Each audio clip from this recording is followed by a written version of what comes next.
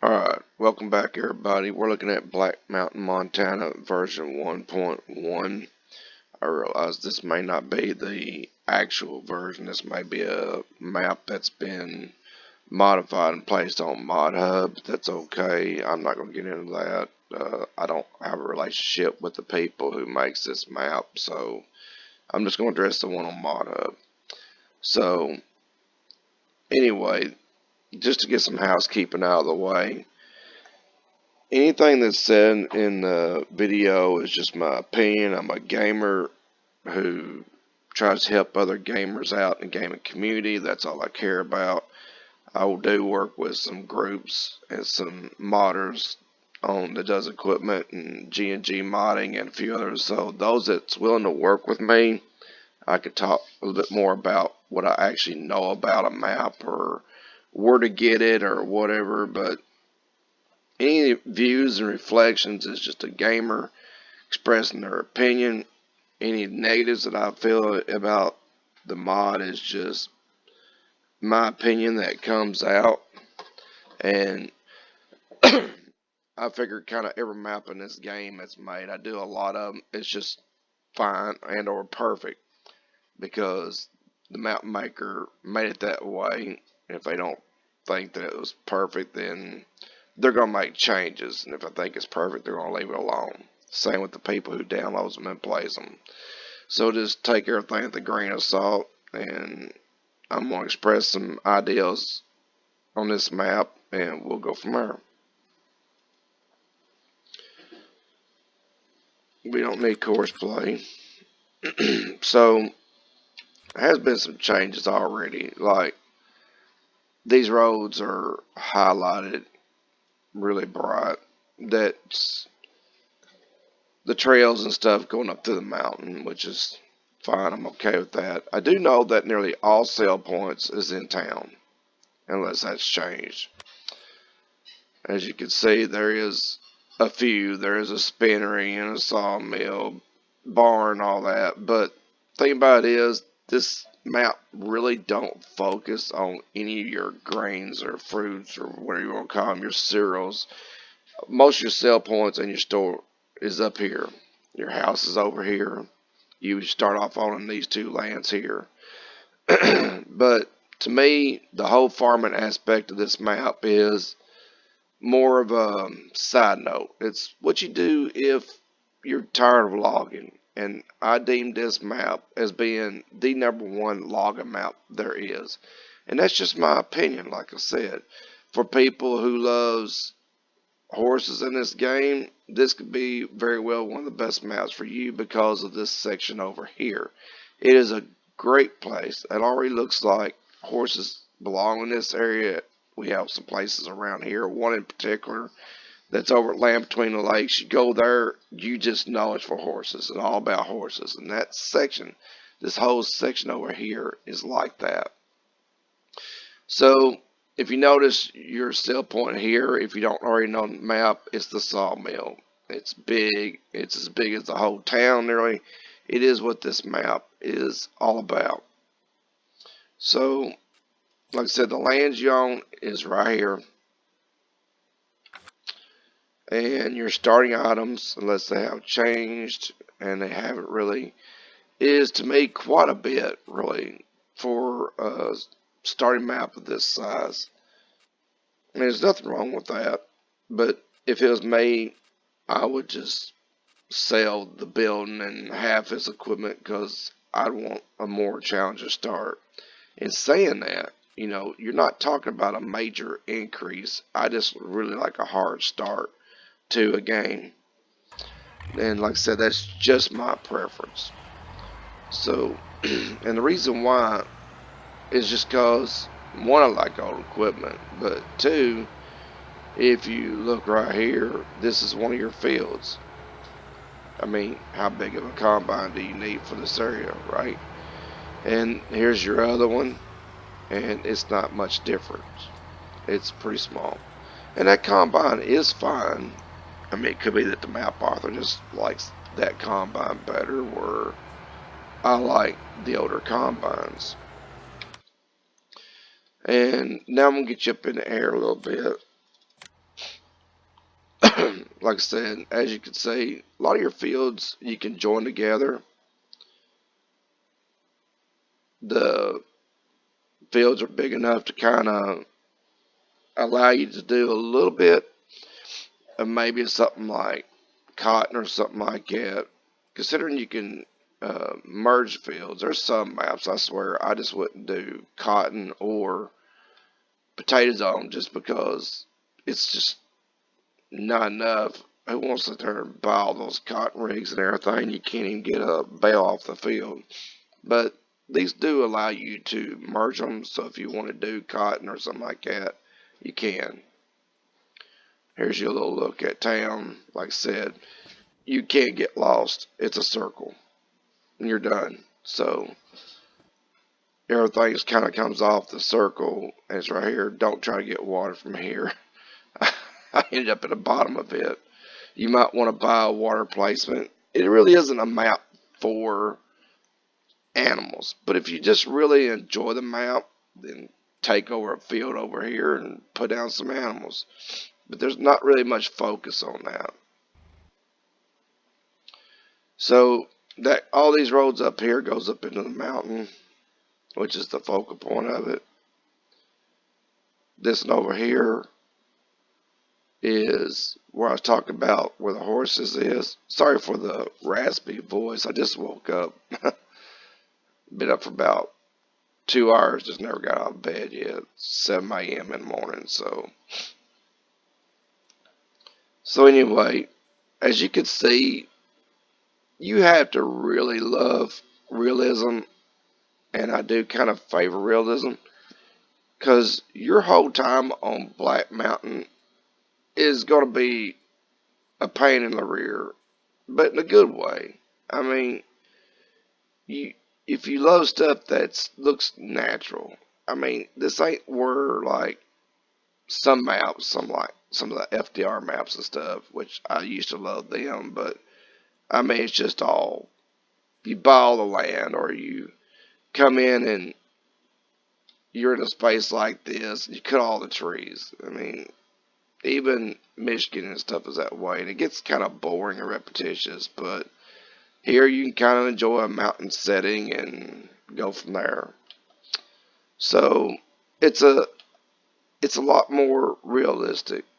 I mean, your stuff's gonna be falling off a hill, and or you got to be winding in and out. It's gonna be more of a issue, but in a good way. Like I said, a more realistic approach to the game.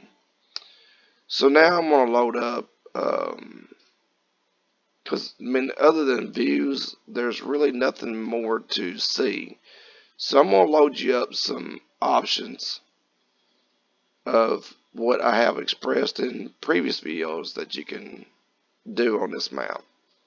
So I'll be right back. Alright, we are back in multiplayer, and the reason why we're back in multiplayer is so I can show you a couple different options that you can do with this map that I feel that players might enjoy. So if you're really into horses and you want to have a nice map that you can do that on, there's a new, well, an updated horse paddock. It's small, and I had commented before how you had to jump to get in and a couple other things, but now they have fixed it to where they have a gate instead of being open. And if you ride right up this middle and don't get up next to either one of these edges, you won't have no issue riding in and out of the gate. It's small, it's compact, you're able to kind of fit it in a tight space. And as I said earlier, you can tell by looking at this area here, it just screams put down a horse paddock here and enjoy it. You have your little self of grassland over here that will come with it. The house is a standard house in game that I placed down. I also placed down these multi-fruits and water. Like I said, you're going to have to place down some kind of water, and it is slow about filling up, but that's kind of is what it is with this map. But I mean, who cares? The all fruits I got just because, I mean, there's not a lot of places to put down oats and stuff. The farm is mainly on the other side. You could rip this land up over here, but if you're getting it to ride horses, who cares what you use to feed them? But this house, like I said, it's kind of normal in game, but G&G modding has um, put a sleep trigger on it. You can see there in the top left of my screen. I'll take that off and get it out of the way. And he did this on several. If you've heard this before, feel free to skip now. But basically, I was kind of whining to Mike at G&G Modding about how we have surfboards in our house. I mean, it's not a big deal. It's just something kind of laugh and joke about. And it's like, unless you live in Hawaii and you're going to the beach, or your kids going to the beach, why have a surfboard in the house? It just, I can't comprehend it. And Ravenport, even though it's a beach and everything, even if you're off from the beach, not everybody's going to be going to the beach. Maybe your kids or something. So I'll rationalize that a little bit. But there's so many maps, and there wasn't enough housing options. So G&G got this and took surfboard and sandals out of it. And on the Jones Dairy Farm, they took the picture out of the kind of cliffside by the ocean out and put a picture up on the wall of the farm, which was, he just does amazing work. And I said, well, we need a housing pack that can bring to life these maps and stuff to kind of make it feel like it's something that belongs where it belongs. And so he did all these houses back to back. Then I said, well, the forestry people, they need a cabin. And he's like, you got a picture of a cabin? I said, no. And here it is. He has a cabin now. And then I did an episode on his houses. I put this on the beach at Ravenport. So it just fit perfectly in the, the view of the ocean and everything else with this. And this I have actually used on a few maps that really don't have a place to put down a house and drop us down, and then you got a sleep trigger. So this little area is perfect to me for people rides horse. You cannot go wrong. And the riding in the mountains just seems so perfect. I mean, whoever put the time in on this map is pretty amazing, because I mean, this mountain literally comes alive. So we're going to switch to this side. So if you're into logging and you don't want to start downhill, 9/10 of the time you're going to have forestry equipment out somewhere anyway. So, Big Country Modding did a razor. So in one episode I bought this. So I point out this is Big Country Modding's razor. And here is the log cabin. I literally bought this map is Black Mountain. So I literally bought Black Mountain right there where the icon is, the two lots that's available. I'll show you. They are these two right here. So I literally bought Black Mountain. And now your view pretty much every day can just be, the mountain, and kind of take it for what it is. It's, like I said, a very beautiful map. This house has a small footprint. You ain't got to do a lot of leveling. In one episode, I actually dealt with this part right here, and Mike, being as caring as what he is, and always trying to make things absolutely perfect, said, well, I'll fix that. And I was like, I wouldn't touch it.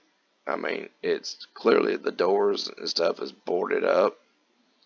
It's like, don't use me. It feels like an extension to an old cabin.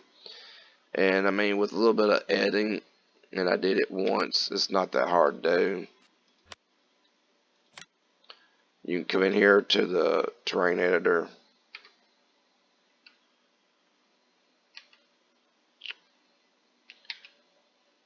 and just tell it to raise just a little bit, not much.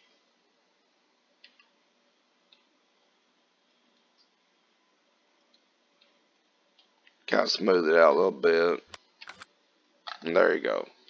So, I mean, it's really not worth it to fix it. Actually, I kind of like the way it is because it kind of gives you some options. It kind of looks like something that really isn't being used, maybe just hanging on for dear life on the end of the cabin. And if you just prefer it, it took me a few dollars and a few seconds, and kind of allows you to play around with the terrain editor and kind of learn it a little bit. So anyway, not much review on Black Mountain. It's kind of just what I happen to know about. We can look at their changes a little bit and enjoy the map. I think it is one of the best maps there is in my top 5 to 10 I've ever seen in this game. Especially when it comes to forestry, to me it's the best one. It's just too realistic and way too nice of a map. So everybody take care, have fun, come visit the video, try to say something in the comments. I love reading them. Just horseplay and kind of messing with people and stuff. I kind of frown on that. I like to see the gaming community grow and be positive. Plus, if you say something positive and you have a YouTube page, then people can kind of smell the bull that comes in the chat. If you've got a YouTube page, keep it clean, keep it nice, and that way it promotes your page and makes people want to go there. I really love positive comments and positive criticism even. So, I mean, if you got some kind of idea you'd like to throw at somebody and say, hey, have you ever considered this? So, it's a nice way to approach it. Everybody have fun. Talk to you later. Take care, everybody.